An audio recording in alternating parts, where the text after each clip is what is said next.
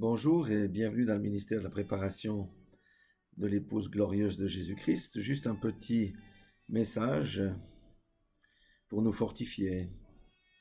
Le salut porte un fruit, l'obéissance. Et ce message s'adresse à tous ceux qui ont donné leur vie au Seigneur Jésus. Amen.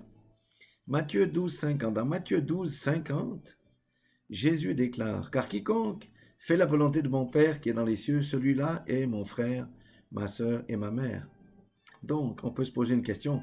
Comment Jésus considère-t-il celui qui ne fait pas la volonté de son Père? Plus loin dans la parole, c'est toujours Jésus qui déclare dans Jean 15, 14, « Vous êtes mes amis si vous faites ce que je vous commande. » C'est la même question qu'on peut se poser à titre personnel. Comment Jésus considère-t-il celui qui ne fait pas ce qu'il lui commande? Amen. Dans Hébreux 5, 9, il est dit ceci, c'est Jésus, après avoir été élevé à la perfection, est devenu, pour tous ceux qui lui obéissent, l'auteur d'un salut éternel. Amen. Alors la question, est-ce que le salut dépend-il uniquement d'une confession de foi orale?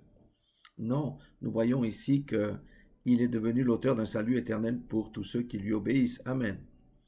Nous voyons plus loin aussi dans Matthieu 7, 24, c'est pourquoi quiconque entend ces paroles que je dis et les met en pratique, c'est toujours Jésus qui parle, sera semblable à un homme prudent qui a bâti sa maison sur le roc. Sur quel sol bâtit celui qui entend les paroles de la Bible ou de Jésus et qui ne les met pas en pratique? C'est une bonne question que l'on peut se poser. C'est semblable à la parole de Jacques 1, 22 qui dit « Mettez en pratique la parole et ne vous bornez pas à l'écouter, en vous trompant vous-même par de faux raisonnements. » La question c'est « Comment quelqu'un peut-il se tromper lui-même ?» La réponse elle est claire, c'est pour tous ceux qui écoutent la parole mais ne la mettent pas en pratique.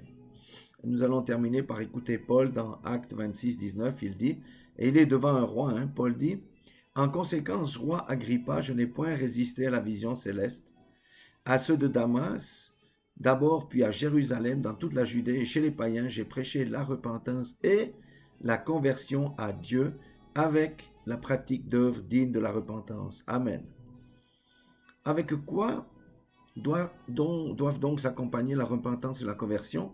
Avec des œuvres dignes de la repentance. Amen. Alléluia. Donc ce n'est pas uniquement par des paroles que nous avons le salut, mais c'est les paroles, c'est bien, mais c'est la mise en pratique et l'obéissance aux paroles de Christ. Amen.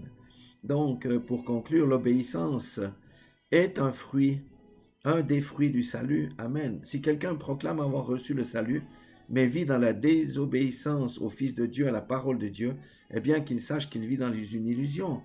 Jésus a ouvert la voie, et quiconque a reçu le véritable salut marche dans ses pas sur un chemin très étroit. Amen.